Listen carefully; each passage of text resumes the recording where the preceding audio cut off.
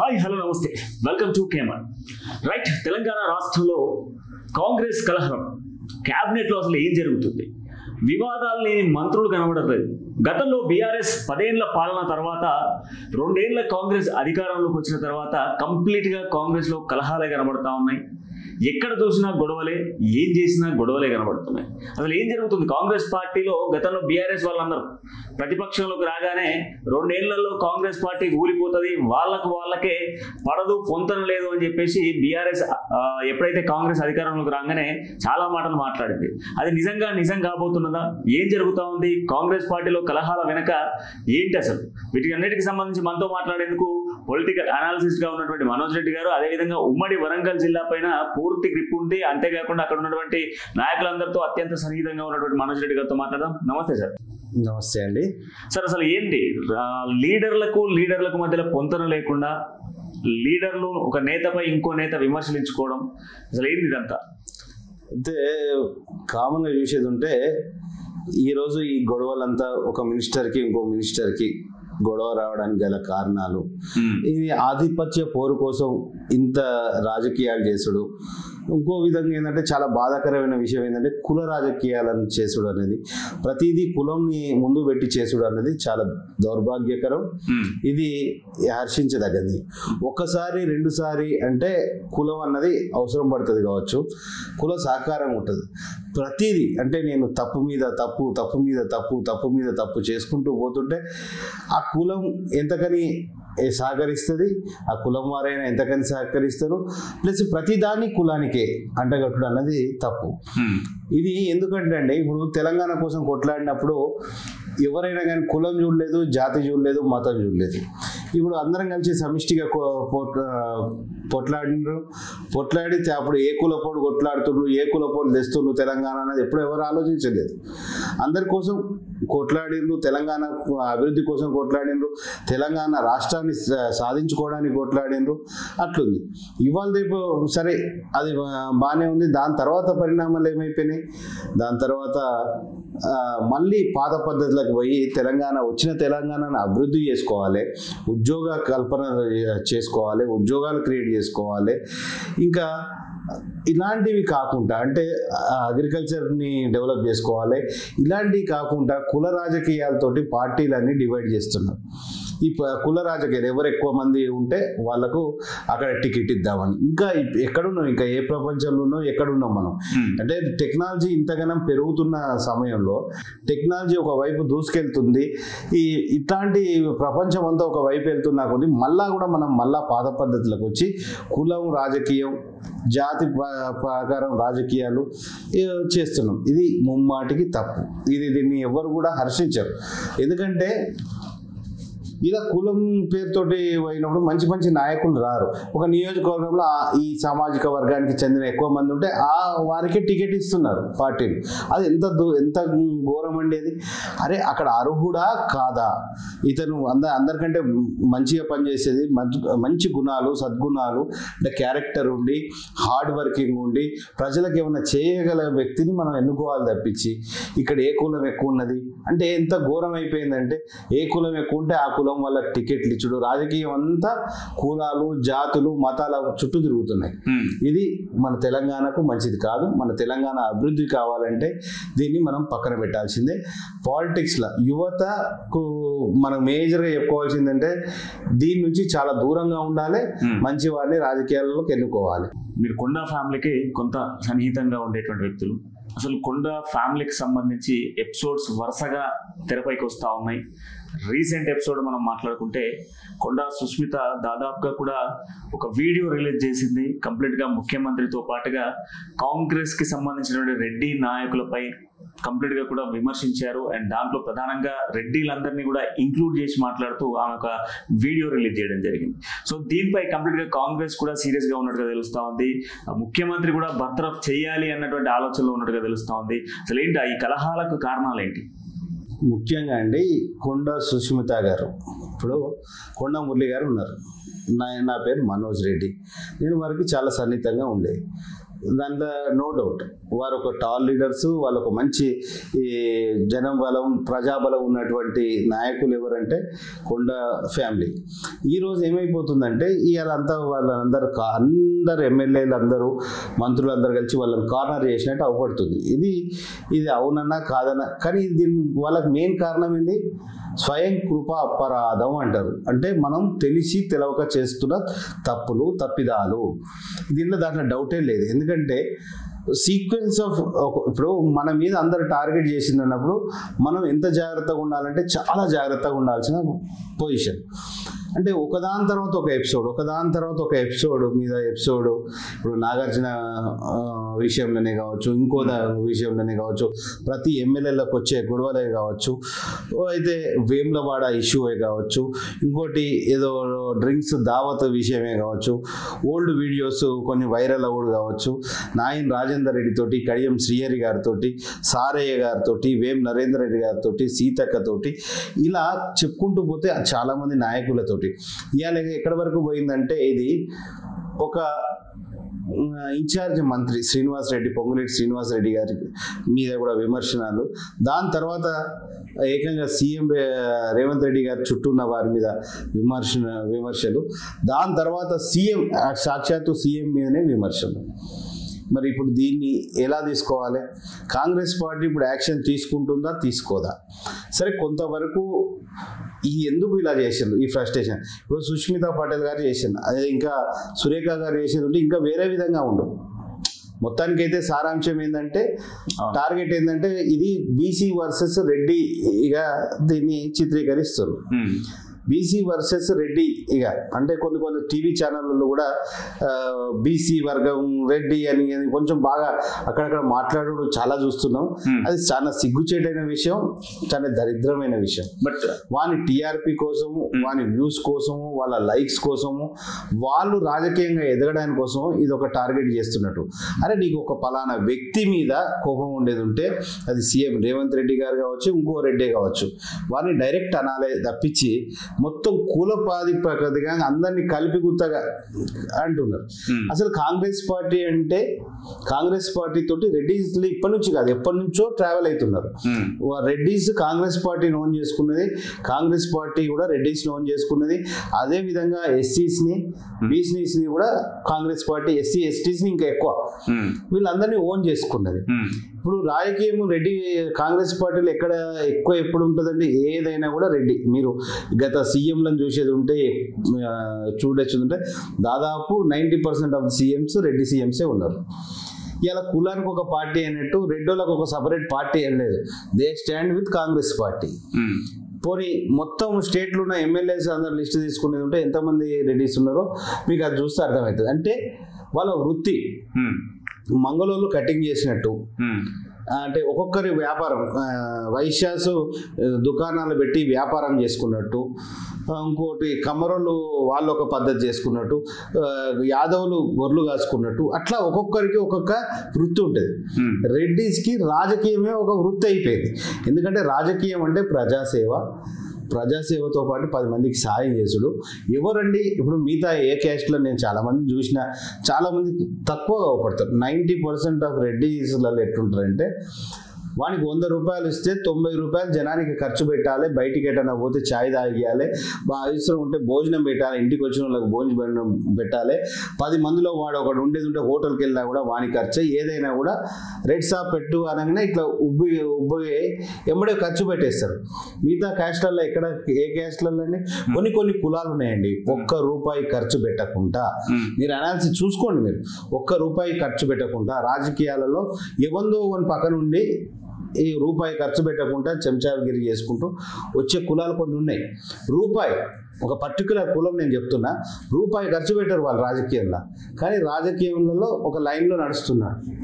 అంటే ఇలాంటి పరిస్థితులు, అంటే రెడ్డోళ్ళు ఇలా ₹1 ఖర్చు పెట్టుడు ఎందుకంటే ఉబ్బాగక వెనకటి నుంచి అది వస్తున్న పరంపర, జనం మీద ఉన్న ప్రేమతోటి. పక్కోడికి ఇప్పుడు మన ఇంట్లో కష్టం వచ్చినా కూడా వెనక ముందు ఆడతారు కావచ్చు, పక్కోడి ఇంట ఎవరికైనా సాయపడి ఎవరైనా సాయం అర్థించి వచ్చిందంటే ఎంబడే వాళ్ళకి రియాక్ట్ అవుతారు. అదొక గొప్ప గుణం. సరే, దీన్ని పక్కన పెట్టేద్దాం. కానీ అది వాళ్ళ వృత్తిలాగా వెనకటి నుంచి వస్తుంది. దాన్ని ఈరోజు నువ్వు చేతనైతే ఒక రెడ్డి మీద కంటెస్ట్ చేసి నువ్వు ఓడగొట్టు, అంతే తప్పించి ఈ రాజకీయ ఈ టీవీ ఛానళ్ళలో వాడు వీడు మాట్లాడుతున్నారు కొంత ఇప్పుడు ఏ సమస్య లేనట్టు, ఇదే సమస్య అయినట్టు దీని మీద బాగా టాపిక్స్ మాట్లాడతాము. ఇవి చూస్తుంటే ఏంటంటే కులాలకు అతీతంగా ఉండాలన్న నాలాంటి వాళ్ళకు కూడా కోపం తెప్పించే విధంగా ఇవన్నీ ఉన్నాయి అన్నట్టు. అరే బాబు, నీ మెదడుతోటే ఇట్లా చేసేది ఉంటే ఒక ఉన్మాదుల లెక్క బిహేవ్ చేస్తున్నారండి. సోషల్ మీడియా ఉంది కదా, యూట్యూబ్ ఛానల్స్ పెట్టుకొని వాడు వీడు ఇట్లా కొంత బీసీ నాయకులకు సపోర్ట్ చేసుకుంటా ఈ యొక్క బీసీ వాదం అన్నది ఏదో బలంగా తెచ్చుకుంటూ ఏదో అసలు నాన్ సెన్స్ అంతా క్రియేట్ చేస్తుంది. ఇది అసలు దేని గురించి అండి? ఎవడైతే అర్హత ఉన్నాడో వాడు రాజకీయాలలో ఉండాలి. ఇప్పుడు సరే ఎంత బాధాకరమైన విషయం అంటే బీసీలకు రావాలంటే ఒక చిన్న విషయం అండి. మా బీఆర్ఎస్ పార్టీ అనేది బలంగా ఉంది. గ్రామంలో సర్పంచ్ మేము తిరుగుతుంటే కాన్స్టిట్యున్సీ వైజ్ తిరుగుతుంటే ఖర్చు పెట్టుకొని ఇవాళ సర్పంచ్గా నిల్చోవాలంటే వెనక ముందు పోయే పరిస్థితి వచ్చిందండి. రిజర్వేషన్ బీసీ వచ్చిన దగ్గర. మరి ఇది ఎక్కడ పరిస్థితి? క్యాండిడేట్ను పెడదామంటే అందరూ క్యాడర్ బలంగా ఉంది. మరి ఎక్కడ లేనటువంటి మంది మీటింగ్స్కి వచ్చింది. దిస్ ఈజ్ ప్రాక్టికల్గా నేను చెప్తున్నా. మరి క్యాండిడేట్ ఎవరైనా వచ్చి సర్పంచ్ క్యాండిడేట్గా పెడదామంటే డబ్బులు లేవంటుంది. మరి ఇది ఎక్కడ పరిస్థితి? నిల్చోడానికి కూడా ముందుకు వస్తలేరు చాలామంది. కొన్ని కులాలకైతే ప్రాతినిధ్యమే లేకుండా పోయింది. సంఖ్యాబలంగా ఎక్కువ ఉన్నారు, కానీ ఎంత ఎంకరేజ్ చేసినా కొన్ని కులాల నుంచి వస్తలేరు. కొన్ని కులాలనేమో కానీ ఉత్తానే వచ్చి రాజకీయాలలో ఓన్లీ డామినేషన్, మేము ఊరు నేరాలి, మొత్తం గ్రిప్ తెచ్చుకోవాలి అది అని. ఆఫ్టర్ రెడ్డిస్ తర్వాత బీసీలలో నేను కేటగిరైజేషన్ చెప్తున్నా. అట్లా కాదని చెప్పి వేరే ఏదైనా క్యాస్ట్ని ఎంకరేజ్ చేద్దామంటే వేరే వాళ్ళు రారు. కొన్ని రాజకీయాలలో మంచి యువత రావాలి, మంచి వారిని ఎంకరేజ్ చేద్దామంటే రారు. మళ్ళా ఇదే ఈ చిల్లర వ్యవస్థను తిరిగి ఎవడైతే మోస్ట్ కరప్టెడ్ ఉంటాడో, ఊర్లో ఎవడైతే కరప్షన్ చేస్తాడో, ఎక్కడ ప్రతి దగ్గర కరప్షన్ చేసేవాళ్ళు వాడికి విలువలు లేనివాడు. రాజకీయంలో ఎట్లా అంటే ఇప్పుడు ఎట్లయిపోయిందంటే రాజకీయంలో సిగ్గు, లజ్జ, విలువలు, మానం అన్నీ వదిలేసినోడైతేనే రాజకీయాలలో వస్తుంది. ఇప్పుడు నెంబర్ 1 పొజిషన్లో గ్రామాలలో వాళ్ళే ఉన్నారు. ఎవడు మంచోడు, చక్కనోడు, చదువుకున్నోడు, బుద్ధిమంతుడు, ప్రయోజనం చేసేటోడు, ఊరికి బాగు చేద్దాం అనుకునేవాడు రాజకీయంలోకి వస్తలేరు. వచ్చినా కూడా వాళ్ళు రాణిస్తలేరు. అలాంటి పరిస్థితిలో గ్రామాలు ఉన్నాయి. రైట్. ఇంకొక పాయింట్ ఏంటంటే ఇప్పుడు నిన్న కొండా సురేఖకు సంబంధించి మా ఎపిసోడ్లోకి వస్తే మీనాక్షి నటరాజన్ గారు కొండా సురేఖకు ఫోన్ చేస్తే మీనాక్షి నటరాజన్ కలిసేందుకు కొండా సురేఖ వెళ్ళిన నేపథ్యంలో రెడ్డిలంతా కలిసి బీసీ మహిళా మంత్రి అని చూడకుండా అణిచివేసే ప్రయత్నం చేస్తూ ఉన్నారు అని చెప్పేసి కూతురు అదే వీడియో రిలీజ్ చేసింది, తల్లి కూడా అదే మాట మాట్లాడింది అన్నటువంటి సమాచారం వస్తూ ఉంది. మీరు ఆల్మోస్ట్ వాళ్ళ కుటుంబానికి సన్నిహితంగా ఉన్నటువంటి వ్యక్తులు, ఆల్మోస్ట్ వాళ్ళతో రిలేషన్షిప్లో ఉన్నటువంటి వ్యక్తులు, నిజంగానే ఉమ్మడి వరంగల్ జిల్లాలో బీసీలను అణచివేసేటువంటి రాజకీయం రెడ్డిస్ చేస్తూ ఉన్నారా? ఈరోజు ముఖ్యంగా ఎవరైతే ముఖ్యమంత్రికి అత్యంత సన్నిహితంగా ఉన్నటువంటి నాయకుల పేర్లు ప్రస్తావిస్తూ కొండా సుష్మిత మాటల నేపథ్యంలో రేపో మాపో కొండా సురేఖను అవసరమైతే బర్తరఫ్ చేయాలి అన్నటువంటి ఆలోచనలో కూడా ఉంది అనేటువంటి టాక్ కూడా నడుస్తూ ఉంది బయట. ఒక్కటండి, రాజకీయంలో ఎప్పుడు ఎవరినో ఒకరిని తొక్కేయాలి, తోసేయాలని చెప్పి ప్రతి ఒక్కరు చూస్తారు. నాట్ ఓన్లీ ఇది రెడ్డోళ్ళు బీసీలను తొక్కాలి, బీసీలు రెడ్డోళ్ళు అని కాదు. రాజకీయాలలో ఒకరిని తొక్కి పైకి పోవాలనే ఆలోచనతో ప్రతి ఒక్కరు ఉంటారు. ఇక్కడ సురేఖ గారి విషయం చూసేది ఉంటే, కొండా మురళి గారు, సురేఖ గారు వారు కింది స్థాయి నుంచి వచ్చిన గొప్ప నాయకులు, ప్రజాబలం ఉన్న నాయకులు. వారికి మొన్నటి వరకు మంచి రెప్యుటేషన్ ఉండేది. ఈ గత కొన్ని టైమ్స్ నుంచి, అంటే గత ఈ 2 సంవత్సరాల నుంచి కొంచెం మంత్రి పదవి అయిన తర్వాత డిస్టర్బెన్స్ క్రియేట్ వస్తుంది. దానికి కొన్ని కారణాలు లేకపోలేదు, కొన్ని కారణాలు ఉన్నాయి. ఒక్కొక్కసారి ఏంటంటే ఒక రైట్ కాజ్ కోసం ఫైట్ చేస్తుండ్రు. తుపాకీని టక్క పేల్చినప్పుడు 5 bullets పేల్చినాం అనుకో, 6 bullets ఉంటాయి అనుకోండి వారు అన్ని టార్గెట్ ని తగలాలంటే కొన్ని పిచ్చిగా అటు ఇటు ఎగురుతున్నాయి, కొన్ని కరెక్ట్ తగులుతున్నాయి. ఇక నేను ఓపెన్ గా చెప్తున్నా. సరే, ఇప్పుడు విషయం ఏంటంటే ఇక్కడ ఎందుకు ఇలా జరుగుతుంది అంటే గతంలో లెక్క ఇప్పుడు రాజకీయాలు లేవు. ఆధిపత్యం చెలాయిద్దామన్నా ఆ పద్ధతులు లేవు, గతంలో పద్ధతులు లేవు. టెక్నాలజీ పెరిగిపోయింది, టెక్నాలజీ అన్నది పెరిగిపోయింది, సోషల్ మీడియా అవేర్నెస్ వచ్చింది. నువ్వు ఏ చిన్న తప్పు చేసినా కూడా గతంలో ఇట టీవీ ఛానల్ లేవు, యూట్యూబ్ ఛానల్ లేవు, ఫేస్బుక్ లేవు, మీరు ఏం చేసినా కూడా నడిచేది. కానీ ఇప్పుడు అది పద్ధతి కాదు, టెక్నాలజీ పెరిగిపోయింది. ఏది నువ్వు ఒక తప్పు మాట్లాడినా కూడా అది వైరల్ అవుతుంది. అది ప్రతిపక్షాలు కాపు కాసుకొని కూర్చుంటున్నాయి. అంటే రాజకీయాల్లో ఉన్నవారు నోరు దగ్గర పెట్టుకోవాలి, ఒళ్ళు దగ్గర పెట్టుకొని జాగ్రత్తగా ఒక్కొక్క పదాన్ని మాట్లాడేటప్పుడు చాలా జాగ్రత్తగా మాట్లాడాలి. ఇక్కడ ఏమైపోయిందంటే మంత్రి గారు బిజీగా ఉంటారు, అఫ్ కోర్స్ మంత్రి గారు పబ్లిక్ తోటి వాళ్ళతోటి. ఇక్కడ లోపం ఏంటంటే కింద ఉన్న ఓఎస్డీలైనా, పిఆర్ఓలైనా, పిఏలైనా వారు ఏం మాట్లాడాలి, మంత్రి గారికి కరెక్ట్ చెప్పే విధానంగా ఉండాలి. ప్లస్ మంత్రి గారికి గైడ్ చేసే విధానంగా ప్రాపర్గా ఉండాలి. ఇక్కడ లోపం ఎక్కడ జరుగుతుందంటే ఇగో ఇట్లాంటి వాళ్ళ ద్వారా ఇటు చూడు ఒక చిన్న ఓఎస్డి ఏమిటి మంత్రి గారి పదవికి ముప్పు రావాల్సిన పరిస్థితి వచ్చేసింది. అర్థమైందండి? ఒక్కొక్క దగ్గర ఒక పిఏ ఏమిటి మంత్రి ఇజ్జత్ పోయే కాడికి వస్తుంది.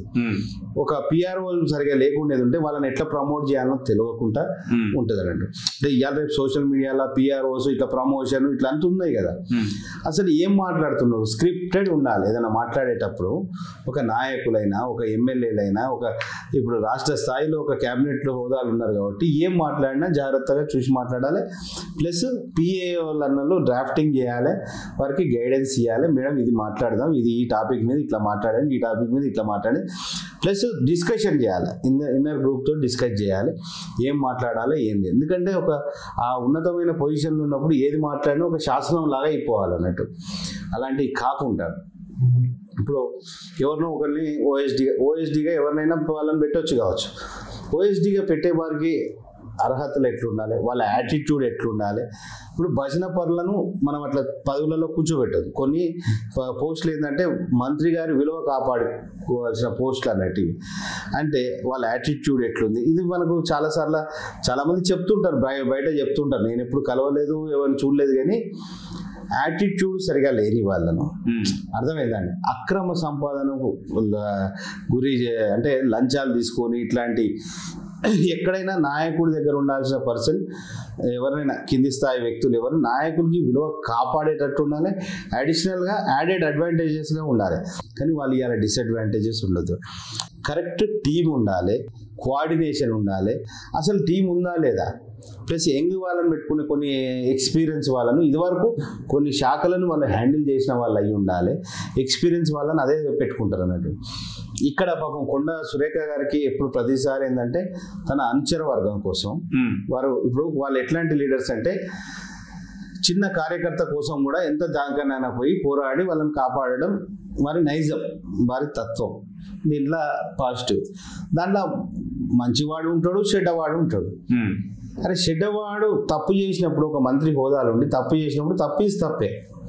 చట్టాన్ని ఎవరైతే వీళ్ళు గౌరవించాలో వీళ్ళు చట్టాన్ని గౌరవించేటట్టే ఉండాలి వీళ్ళు, అంతే తప్పించి చట్టాన్ని ధిక్కరించేటట్టు ఉండొద్దు ఒక మంత్రి పొజిషన్లో ఉన్నప్పుడు. నేను ఈ మాట ఎందుకు అంటున్నా అంటే, ఈ సుమంత్ అభియోగం వచ్చింది ఈయన మీద, ఓఎస్డీ మీద, ఈతన్ని మంత్రి గారి కార్లన్నీ కూర్చోబెట్టుకుని తీసుకెళ్ళారు. ఇది చట్టం ఇచ్చే నేరం, తప్పు కూడా.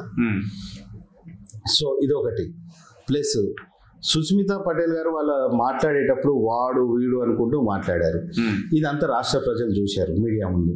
ప్లస్ ఇంకొక స్టేట్మెంట్స్ కూడా కొన్ని స్టేట్మెంట్స్ ఇచ్చారు. అంటే అది ఇంట్రెస్ట్ ఆఫ్ కాన్ఫ్లిక్ట్స్ కిందకి వస్తాయి అన్నట్టు. కొన్ని స్టేట్మెంట్స్ అలా ఇవ్వకూడదు. మంత్రి గారి డాటర్ అయ్యండి ఇట్లా ప్రెస్ స్టేట్మెంట్స్ బయటకు వచ్చి పబ్లిక్గా ఇది ఇట్లా ఇవ్వద్దు. ఇచ్చినప్పుడు ఏమవుతుందంటే, ఇప్పుడు ఎన్ని రోజులు నాయకులకు అందరికీ సన్ స్ట్రోక్ ఉండే, ఇప్పుడు డాటర్ స్ట్రోక్ లాగా అయిపోతుంది అన్నట్టు. సో ఈ విషయాన్ని ఏంటంటే మళ్ళీ మురళి గారు మాట్లాడడం చూసినాం, చాలా పద్ధతిగా ఒక మెచ్యూర్డ్గా ఏం మాట్లాడాలో అదే మాట్లాడి వారు చెప్పేసింది.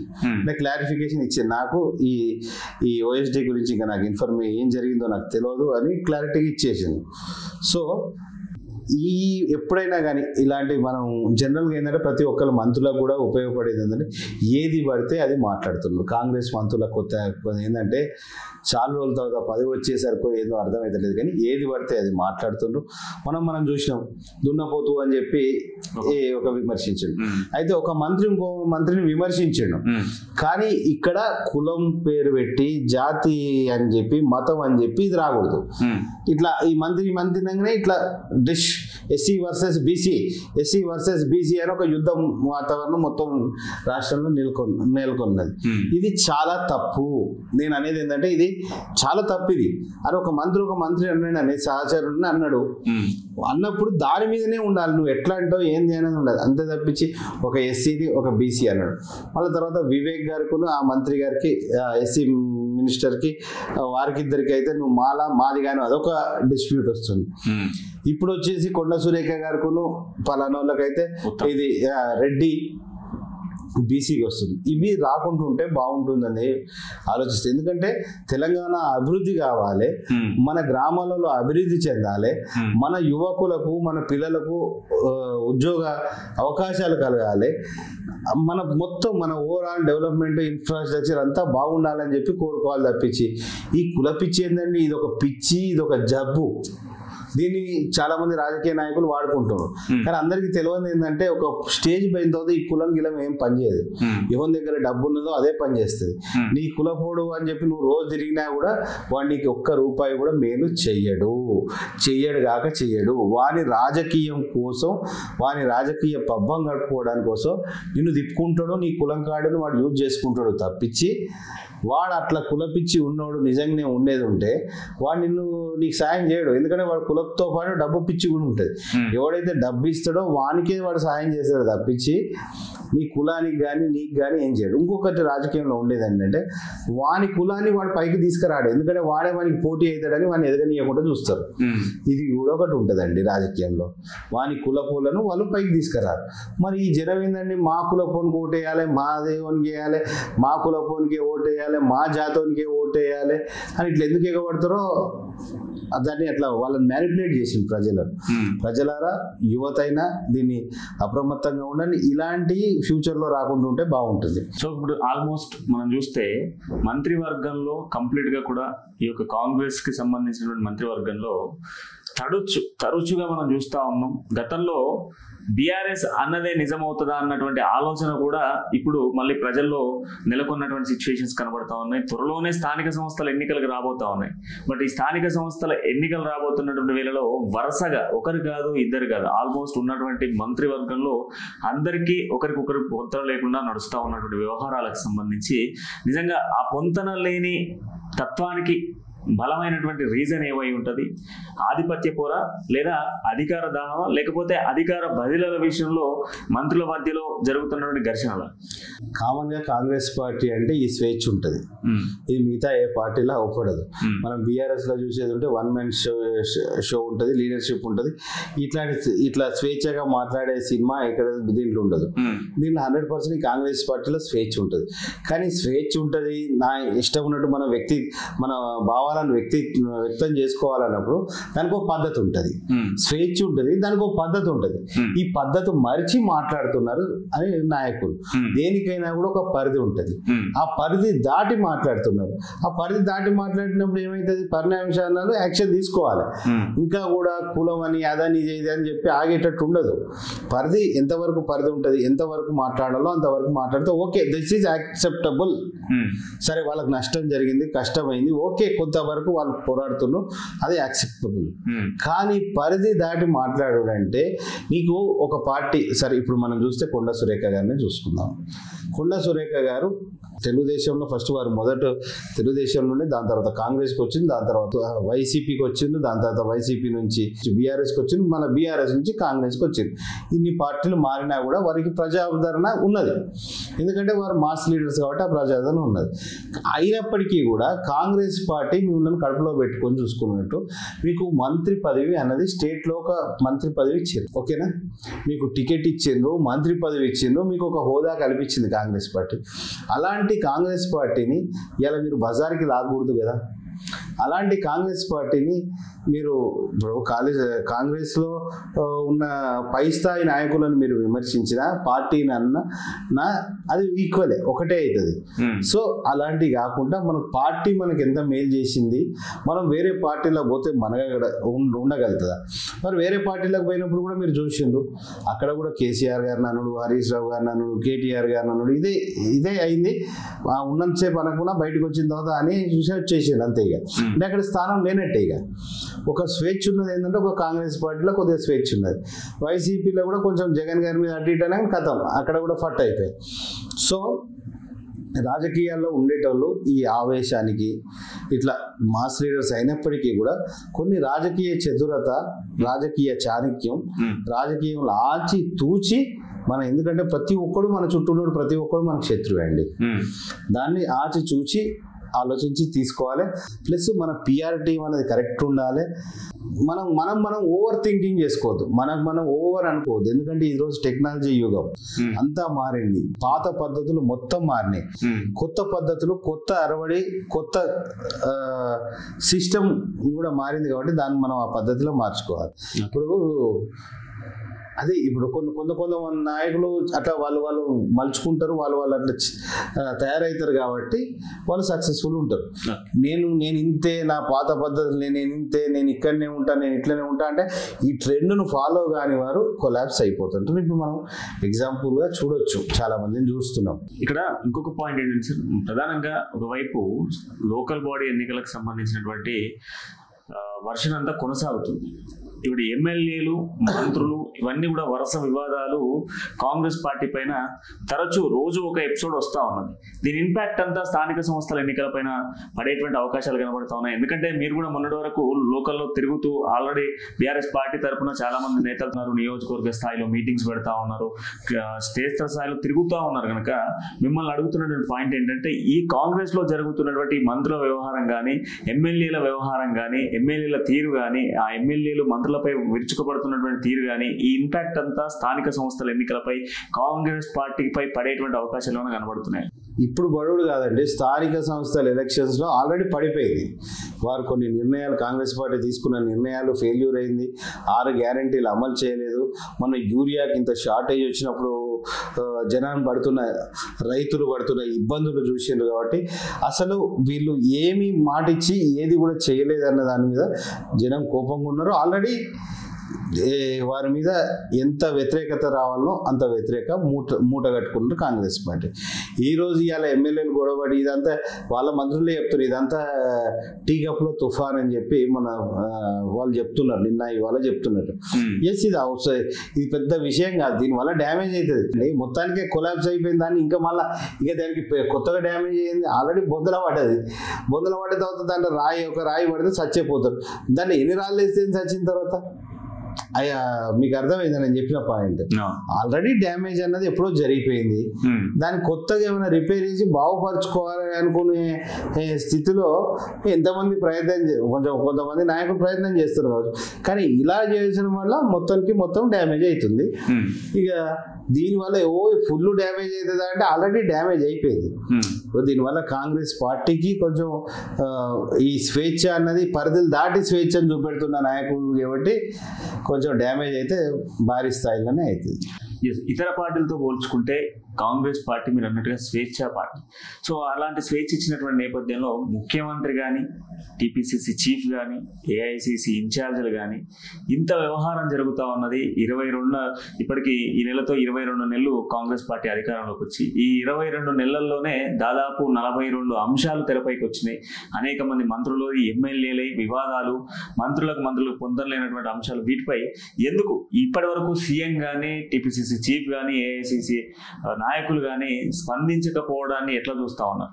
దేని గురించి స్పందించాలి? వివాదాలు ఏమని స్పందించాలి? ఒక దగ్గర కరెక్ట్ చేసేంతలో ఇంకో దగ్గర ఇబ్బంది అవుతుంది.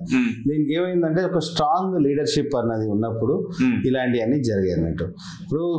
ఇప్పుడు ఏంటంటే కాంగ్రెస్ పార్టీలో సీఎం అవ్వడం అనేది చాలా చిన్న విషయం కాదండి, ఒప్పుకోవాలి. ఏ మాటగా మాట అనేది అంటే ఇప్పుడు గొర్రెల మందుకు బాసవుడు ఒక ఎత్తు, సింహాల మంది ఒక బాసవుడు ఒక ఎత్తు, దేర్ ఆర్ పవర్ఫుల్ లీడర్స్, ఆ పవర్ఫుల్ లీడర్స్ కి బాసవుడు ఒక ఎత్తు, వేర్ ఆర్ వీక్ లీడర్స్ వాళ్ళకు బాసవుడు ఒక ఎత్తు.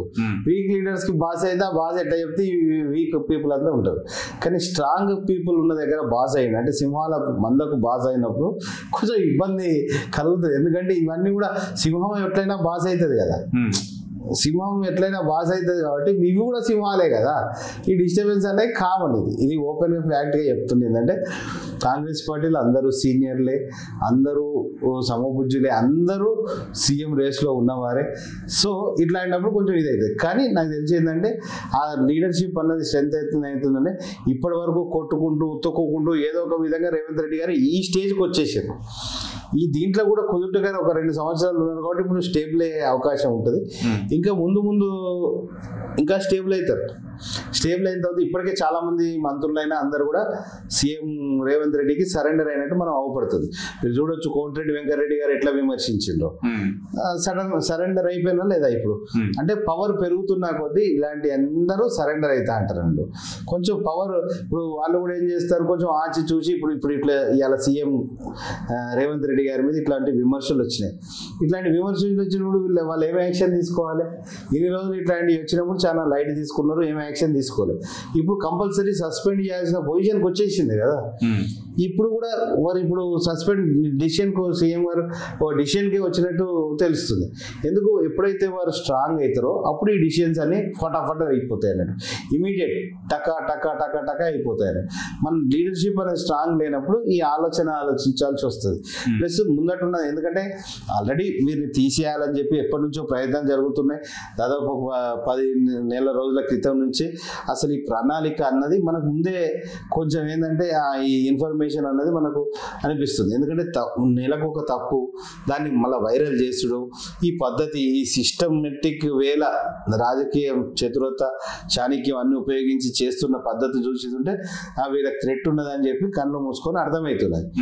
సో ఇప్పుడు డైరెక్ట్ ఏంటంటే డైరెక్ట్ సీఎం రేవంత్ రెడ్డి గారి కుటుంబాన్ని, వారి తమ్ముళ్ళను, రేవంత్ రెడ్డి గారి బ్యాచ్ ను మొత్తం బదనాం చేసేసరికి మరి ఇప్పుడు పార్టీ ఎట్లా రియాక్ట్ అవుతుంది, రేవంత్ రెడ్డి గారు ఎట్లా రియాక్ట్ అవుతారు? దీనివల్ల ఆల్రెడీ దాదాపు పోయినట్టే, మంత్రి పదవి అయితే పోయినట్టే అన్న స్టేజ్ లో ఉంది. కానీ ఇప్పుడు స్థానిక సంస్థల ఎలక్షన్స్ ని దృష్టి పెట్టుకొని, తర్వాత జూబ్లీహిల్స్ ఎలక్షన్స్ ని దృష్టిలో పెట్టుకొని నాకు తెలిసి మళ్ళీ పిలిచి మాట్లాడి ఇంకోసారి ఇలాంటివి కాకుండా ఉండడానికి చెప్పి దీన్ని మళ్ళా మంత్రి పదవిని కంటిన్యూ చేస్తారని చెప్పి అనుకుంటున్నాం. కానీ ఆల్రెడీ ఏంటంటే ఇక ఇప్పుడు ఎవరికైనా అంతే కదండి, ఇక పరిస్థితులు చూసి ఆపుడే తప్పించి స్పెషల్గానైతే ఇక ఏం లేదు అని అనిపిస్తుంది. కానీ ఇంకా మిగతా వాళ్ళైనా ఎవరైనా లీడర్షిప్లో ఉన్నవారు కొంచెం పిఏలను పెట్టుకునేటప్పుడైనా ఓఎస్డీలను పెట్టుకునేటప్పుడైనా ఎవరు కూడా నాయకుడికే లేని యాటిట్యూడ్ ఈ పిఏలు ఓఎస్డీలు అక్కడ పనిచేసే డ్రైవర్లు చూపెడతారండి. ఇది నాయకుడికి చాలా ముప్పు అవుతుంది. నాయకుడు ఉన్నా కూడా వీళ్ళు ఈ యాటిట్యూడ్ అన్నది చూపెట్టద్దు. నేనే ఇది అని మనకి 4 పైసలు రాగానే లంచాలు వచ్చి అటు ఇటు పైసలు రాగానే వాడు యాటిట్యూడ్ చూపెడతాడు, నేను చూపెట్టుకోవాలి. వీళ్ళ యాటిట్యూడ్ చేయబట్టి అంటే అనుచరులు, కొంతమంది అనుచరులు ఉంటారు, అనుచరులు చేయబట్టి కూడా మెయిన్ డ్యామేజ్. ఇప్పుడు ఎవరిని అడిగినా మీకు చెప్పేస్తారు. కొండా సురేఖ గారుకి ఈ పరిస్థితి రావడానికి గల కారణం ఏంటంటే కొంతమంది అనుచరులు, 1-2 అనుచరులు వాళ్ళు చెబితే వరంగల్ జిల్లా మొత్తం కోడైకి వస్తుంది. అర్థమైందండి. వాళ్ళు ఆ అనుచరులు ఎట్లాంటి వాళ్ళు అంటే ఇప్పుడు మిగతా కార్యకర్తలు మిగతా లీడర్లను దగ్గర రానియకుండా దూరం చేసేసి అందరినీ దూరం చేసినటువంటి నాయకుడు. ఒక నాయకుని దగ్గర అనుచరుడు ఎట్లుండాలని అందరినీ దగ్గర చేసేవాడు అయి ఉండాలి. కానీ అందరినీ దూరం చేసి నేను ఒక్కడనే ఉండాలని, నా పెత్తనమే నడవాలని మిగతా అంతా నాయకుడు చుట్టూ నెట్వర్క్నే కట్ చేసేస్తారు. ఇలాంటప్పుడు ఏంటంటే ఇలాంటి సమస్యలు వస్తాయి. ప్లస్ పిఆర్ టీం అన్నది కరెక్ట్ లేకుంటే ఇలాంటి సమస్యలు వస్తాయి. ఇవన్నీ అంటే ఏం మాట్లాడాలి, ఏం చేయాలన్నది ఒక ప్రీ ప్లాన్ ఉండాలి. ఒక మంత్రి అంటే ఒక మంత్రి హోదాకు తగ్గట్టు నడుచుకోవాలి. ఇచ్చినందుకు ప్రజలకు సేవ చేయడానికి మంచి కష్టపడే లీడరు సురేఖ గారు. అయితే వారు ఎంత కష్టపడి ఎన్ని ఫంక్షన్లు అటు ఇటు ఎంత తిరిగినా కూడా ఈ చిన్న చిన్న మిస్టేక్స్ వల్ల, ఈ ఆధిపత్య ధోరణి వల్ల అంతా సర్వనాశనం అయ్యే కథ ఇది. ఇది కాకుండా ఉండాలంటే ఏంటంటే కింద అనుచరులు అన్న వాళ్ళు కొంచెం గైడెన్స్ ఇవ్వాలి, స్ట్రాంగ్గా చెప్పేటట్టు ఉండాలి. అమ్మ మనం చేసేది తప్పు, మనం చేసేది రైటు. కానీ వీడు స్వార్థపరుడు, వీడు మెదడులేనోడు, మొత్తం చుట్టుపక్కల అంతా మెదడులేనోడు చేరినప్పుడు ఏమవుతుందంటే ఈ ప్రమాదం అన్నది 100% వస్తుంది. అక్కడ కూడా జరిగింది ఇదే అని బలంగా ఎక్కడైనా గుసగుసలు పెట్టుకుంటున్నారు వరంగల్ పీపుల్ అంతా అంటున్నారు. దే ఆర్ నాట్ బ్లేమింగ్ కొండ సురేఖ గారు, కొండ మురళిని గారిని ఎవరు బ్లేమ్ చేయట్లేదు. చుట్టుపక్కల ఉన్న అనుచర వర్గాన్ని, ఈ ఓఎస్డి లాంటి వాళ్ళని వీళ్ళు చేసే పెత్తనం ఏందండి? ఇది ఎంత దారుణం అండి. గన్ను తీసుకుపోయినంట, పెట్టిందంట, ఇదంట అదంట. అంటే ఏం చేస్తాను వాడే? అసలు ఆ డక్కన్ సిమెంట్ ఫ్యాక్టరీ వాళ్ళకి వీళ్ళకేం సంబంధం? అసలు ఏం జరుగుతుంది రాష్ట్రంలో? రాష్ట్రం భాగవతం మొత్తం బయట పెట్టినట్టు ఇది ఏంది ఇదంతా? అసలు ఎవరి పాత్ర ఏంది? అసలు ఎవరు మాట్లాడాలి? ఏం మాట్లాడతారు మీడియా ముందుకు వచ్చి? దీన్ని ఏమంటారు? దీన్ని అసలు ఎట్లా మాట్లాడతారు? అసలు జనాలకు అసలు మీరు ఏమనుకుంటే ఇట్లా అంటే దీనివల్ల సింపతి వస్తుందని చెప్పి అన్నీ అనుకుంటున్నారా? అసలు ఇది ఇప్పుడు మొత్తం కాంగ్రెస్ పార్టీని తీసుకుపోయి గోదావరిలో కలుద్దాం అనుకుంటారా? ఇంకేదన్నా అసలు ఉన్నదే అంతంత మాత్రాన ఇట్లా ఉన్నదా పరిస్థితి అంటే తీసుకుపోయి ఇంకా ఇంకా ఇంకా ఇంకా ఇంకా ఆగం చేసే పరిస్థితిలో ఉన్నది అన్నట్టు. ప్లస్ ఇంకోటి ఏంటంటే ఎవరైనా కూడా సాయం చేసిన వాళ్ళని ఎప్పుడు మర్చిపోకూడదు. ఎవరినైనా అవసరానికి ఇప్పుడు లీడర్స్ చాలా మంది లీడర్స్ ఎట్లా అయిపోయారంటే టిష్యూ పేపర్ని యూజ్ చేసుకున్నట్టు కార్యకర్తలను, కొంతమంది నాయకులను ఉపయోగించుకుంటారు అన్నట్టు. ప్లస్ ఇంకా దారుణంగా చెప్పాలంటే ఒక ఖండంని ఉపయోగించుకున్నట్టు ఒక కార్యకర్తలను ఖండంగా ఉపయోగిస్తున్న నాయకులు, కార్యకర్తలను ఒక టిష్యూ పేపర్గా ఉపయోగిస్తున్న నాయకులు. వీరి వల్ల సమాజానికి చాలా ప్రమాదకరం. ఎక్కడ కూడా అభివృద్ధి, వానికి అవసరం ఉన్నదంటే ఫోన్ చేస్తాడు, వానికి అవసరం ఉన్నదంటే రెగ్యులర్గా ఉంటాడు.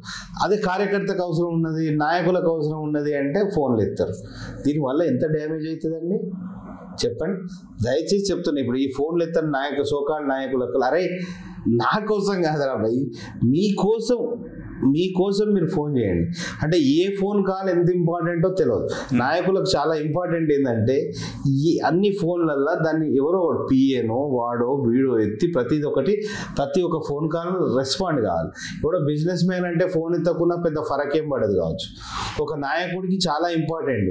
నీకు ఏ ఇన్ఫర్మేషన్ వస్తుందో, నిన్ను తీసేస్తున్నారు అనే ఇన్ఫర్మేషన్ నీకు ముందే తెలిసేది ఉంటే జాగ్రత్త పడతావు కదా. నీకు ఇట్లా వీళ్ళది ఏమిటి ఇట్లా ఆపద ముంచుకొస్తుందని నీకు ముందు తెలిస్తే నువ్వు జాగ్రత్త పడతావు కదా. నువ్వు ఫోన్లు ఎత్తకుండా మీరు ఫోన్లు ఎత్తని పరిస్థితిలో ఉంటే మీకు ఇన్ఫర్మేషన్ ఎట్లా తెలుస్తుంది? మీకు నెట్వర్క్లు ఎట్లా తెలుస్తుంది? మీకు అవసరాల కోసం ఫోన్లు ఎత్తుతారు, అవసరాలు తీరంగానే ఫోన్లు ఎత్తారు. ఇది ఒక చెడ్డ గుణం అండి ఇప్పుడున్న రాజకీయ నాయకులకు. వాళ్ళ అవసరాల కోసం ఎంత జిగర, నేను పార్టీల పరంగా చెప్తలేను, ఈ పార్టీ అయినా కావచ్చు ఆ పార్టీ అయినా, అవసరానికి కొద్దీ కార్యకర్తలను నాయకులను వాడుకుంటున్నారు. అదే కొంచెం పై స్థాయి నాయకులు, కింది స్థాయి నాయకులైనా కార్యకర్తలైనా కండమ్స్ లాగా వాడతారు, అది టిష్యూ పేపర్ లాగా వాడతారు. ఇక సిగ్గుపోతుంది ఈ మాట చెప్పడానికి, కానీ ఇది మాత్రం వాస్తవం. ఇంకొక విషయం నేను చెప్పేది ఏంటంటే, రాష్ట్ర రాజకీయాలు మనం చూడొచ్చు.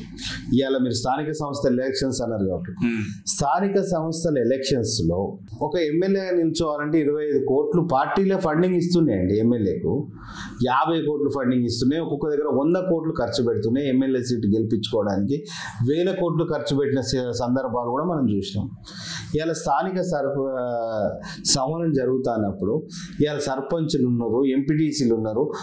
వీళ్ళందరికీ ఇప్పుడు పార్టీలు అక్కడ ఎమ్మెల్యేలు ఏం చెప్తున్నారంటే, ఎవరి దగ్గర డబ్బు ఉంటే వానికే టికెట్ ఇస్తాం, ఎవరి దగ్గర డబ్బు ఉంటే వానికే టికెట్ ఇస్తాం. వీళ్ళ దృష్టిలో ఏంటంటే ఎవడు డబ్బు ఉంటే వాడే బలమైన లీడర్ అన్నట్టు వీళ్ళు డిసైడ్ అవుతారు. మరి నీకెక్కడిరా డబ్బు? నిన్ను ఎమ్మెల్యే గెలిపించినప్పుడు నీ దగ్గర డబ్బు ఉన్నదా? నువ్వు ఎమ్మెల్యే ఉన్నప్పుడు నీ దగ్గర డబ్బు ఉంటుందా? నీకు పార్టీ ఫండే కదా చేసేది. మీరు ఎట్లా అంటారు? ఇంత సిగ్గు లేకుండా అంటారు. నాట్ ఓన్లీ జనరల్ స్థానాల్లో కాదు, ఎస్సీ ఎస్టీ స్థానాల దగ్గర కూడా ఇదే మాట అంటారు. నీ దగ్గర డబ్బు ఉంటే నీకు టికెట్ ఇస్తావు. నువ్వు ఏ పార్టీ ఇవ్వడం అన్నాగా ఈ పార్టీకి ఎంత కష్టం. ఎవరికి ఇవ్వాలండి టికెట్? ఏ పార్టీలు అయినా కూడా. ఇప్పుడు స్థానిక సంస్థలు వస్తున్నాయి, ఎంపీటీసీ, జెడ్పీటీసీ, సర్పంచ్ ఎలక్షన్స్. ఎవరికి వస్తాయి? ఎవరికి ఇవ్వాలి టికెట్? పార్టీని పట్టుకున్నోనికి, పార్టీ కోసం కష్టపడ్డోనికి, పార్టీ జెండా మోసినోనికి, పార్టీ కోసం కేసులు పెట్టుకున్నోనికి, పార్టీ కోసం అనుక్షణం ఆలోచించినోనికి, పార్టీ కోసం ఖర్చు పెట్టుకున్నోనికి టికెట్, పార్టీ కోసం మొత్తం సర్వం జీవితాన్ని అంకితం చేసినోనికి టికెట్. అలాంటి వాడు ఏం లేనప్పుడు ఇంకో పైసలు ఉన్నోని పక్క పార్టీ నుంచి తీసుకొచ్చి ఇద్దాం, టికెట్ ఇద్దాం అనే ఆలోచనలో, ఎంత మూర్ఖపు ఆలోచనలో అధినాయకత్వాలు ఉండు అన్నది సిగ్గుచేటు పని. నువ్వు మంచి లీడర్ ఎప్పుడైనా కూడా, నేను చాలామంది లీడర్స్ని చూసిన, చూడకపోయేది ఉంటే ఇట్లాంటి పద్ధతి లేదు అని చెప్పి నేను చెప్తాను. నేను చాలామంది వెంకటరెడ్డి గారిని, రామరెడ్డి వెంకటరెడ్డి గారిని, దామోదర్ రెడ్డి గారిని చూసిన. They are real leaders. అట్లా చాలా కొంతమంది లీడర్స్ ఉన్నారు. వాళ్ళు ఎట్లా అంటే వాళ్ళ ఒక కార్యకర్త నుంచి నాయకుడిని చేయాలంటే పార్టీకి ఎంత కష్టపడ్డాడు, వీడు ఏ కులమా చూడడు, వీడు ఏ మతమా చూడడు, వీడు ఏంది అన్నది చూడకుండా వాడు పార్టీకి ఎంత పని చేసిండు, పార్టీకి ఎంత లాయల్గా ఉన్నాడు, పార్టీకి వాని సేవలు ఎట్లాంటి, పార్టీ కష్టకాలంలో ఉన్నప్పుడు వాడు జెండా వదలకుండా ఉన్నాడా లేదా, ఇవన్నీ చూసి వానికి ఒక కార్యకర్తను సర్పంచ్గా నిల్చోబెట్టి వానికి డబ్బు ఖర్చు పెట్టి వానికి ఆర్థిక సహాయం ఇచ్చి, అంగబలం, ఆర్థిక సాయం అయితే వీలైతే పోయి ప్రచారం చేసి ఎట్టు విధంగా అక్కడ రాజకీయం అనేది చేసి వాళ్ళను సర్పంచ్లను గెలిపించుకునేది, ఎంపీటీసీలను గెలిపించుకునేది, జెడ్పీటీసీలను గెలిపించుకునేది. ఇప్పుడు ఆ పద్ధతి పోయింది. ఈ పద్ధతి రావాలి, ఈ పద్ధతి ఉండాలి. అరే అధినాయకత్వమైనా ఆలోచించుకోవాల్సింది ఏంటంటే, మనం ఒక ఎమ్మెల్యేకు 25 కోట్లు 50 కోట్లు ఫండింగ్ చేసినప్పుడు ఆ ఎమ్మెల్యే గెలవాలంటే మిగతా కింది క్యాడరు, ఒక జెడ్పీటీసీ, ఎంపీటీసీ అయినా, సర్పంచ్లు అయినా వీళ్ళకి కూడా సాయం చేయాలి. ఎమ్మెల్యే సాయం చేయలేని పొజిషన్లో ఉంటే ఎవడు చేయాలి? పార్టీ చేయాలి. అన్ని పార్టీలకు రిక్వెస్ట్ చేస్తున్నాను. ఎందుకంటే జనాన్ని ఇంకా బిచ్చగానం చేయకండి. నాయకులను రాజకీయం ఆశ చూపెట్టి దీంట్లో వచ్చేది ఏం లేదు. ఎంపీటీసీ, ఈ సర్పంచ్ కానీ, ఎంపీటీసీ కానీ, సర్పంచ్ కొంచెం బెటర్. ఈ జెడ్పీటీసీ, ఎంపీటీసీ అయితే పూరా దండగా. దీనికి ఫండ్ ఉండదు, దీనికి అధికారం ఉండదు. వీడు ఏబట్టి లోకం మారేది లేదు, ఊరు మారేది లేదు, మండలం మారేది లేదు, జనానికి వీడు అభివృద్ధి చేసేది లేదు, వాళ్ళ చేతిలో ఏం పెత్తనమే లేదు. అసలు ఎవరి చేతులు లేదండి. ఇవాళ విషయం చెప్తే ఎమ్మెల్యేల చేతులు లేదు, మంత్రుల చేతులు లేదు. ఓన్లీ సెంట్రలైజ్డ్ అయింది ఈ పవర్ అంతా.